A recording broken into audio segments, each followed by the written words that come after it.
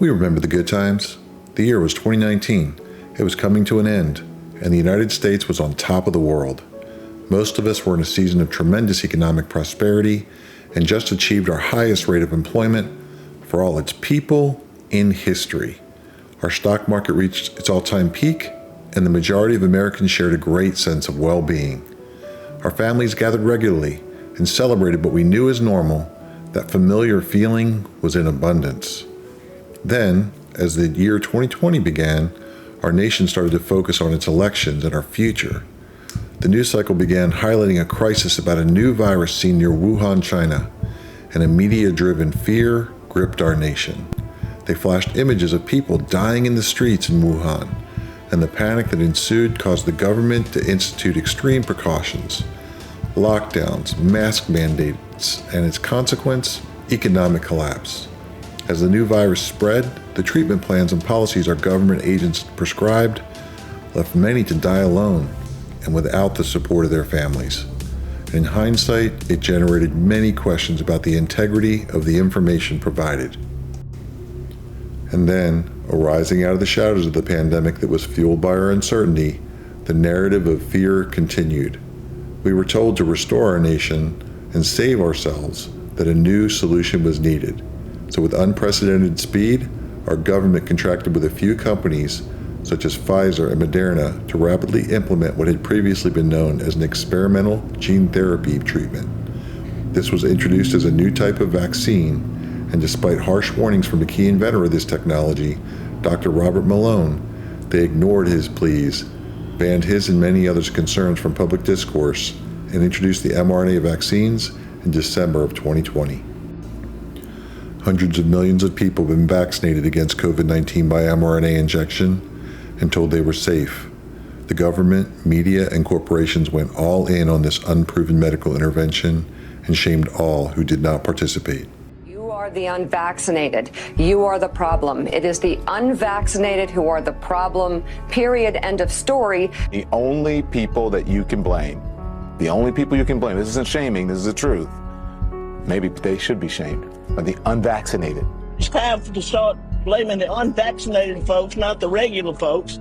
Anyone you came into contact with will blame you, as will the rest of us who have done the right thing by getting vaccinated. Because frankly, we know that we can't trust the unvaccinated. I think it's time to get our moral house in order, Anderson.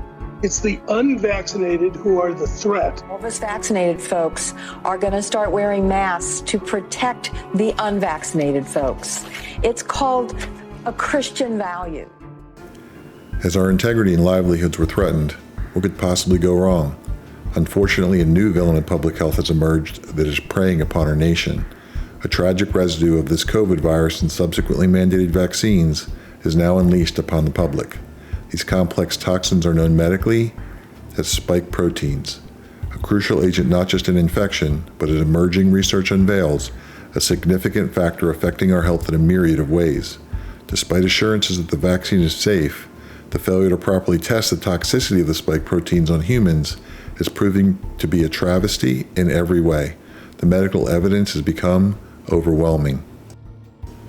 One prime way these spike agents operate is by igniting inflammation.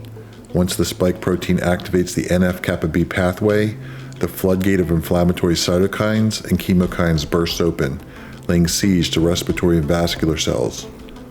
Beyond inflammation, the spike protein binds with ACE2 receptors found across an array of tissues, contributing to the sprawling canvas of symptoms seen in COVID-19 post-vaccination phenomena and the enigmatic long COVID. Binding to the lining of minuscule blood vessels called pericytes, the spike protein sets off a domino effect, disrupting cell function and unleashing inflammatory chemicals. It's like awakening a sleeping giant within, creating potential ramifications to the heart and blood vessels. The microscopic onslaught continues with spike protein meddling with mitochondria, crippling energy production, weakening lung function, and ushering in fatigue. The unseen war within our bodies even accelerates vascular death, fostering inflammation and blood clot formation, all under the clandestine operations of the spike protein. We're peeling the layers to reveal a protein not just pivotal for viral entry, but an agent enacting a symphony of deleterious effects, weaving through a tapestry of symptoms seen in COVID-affected individuals. And now, hope is on the horizon. Courageous doctors and scientists are developing a new test to identify those affected specifically by spike protein, with potential treatments on the horizon for those wrestling with long COVID and post-vaccine complications. Some of these treatments include prescription ivermectin, low-dose naltrexone, and over-the-counter nattokinase. Our project is driven by doctors and scientists working independently and in conjunction with our organization. Introducing our Spike Protein Assessment Research, or SPAR initiative. We've developed a quantitative new method to accurately measure circulating spike proteins along with other critical biomarkers to determine its health impact on individuals. This breakthrough unlocks the ability for doctors to better diagnose and improve treatment efficacy. SPAR is a potential beacon guiding us through the misty path of a post-COVID world. We have one request. As you know, we face tremendous social and political challenges, risking our careers to benefit those impacted.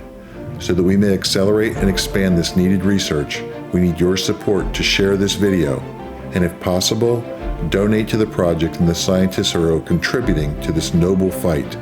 There are those who potentially deny the scientific merits of our work. We will not restrict access via patents or limitations to anyone, so that everyone can benefit as soon as possible. Please click on the link in the comments section or scan this QR code to help. Thank you for your support.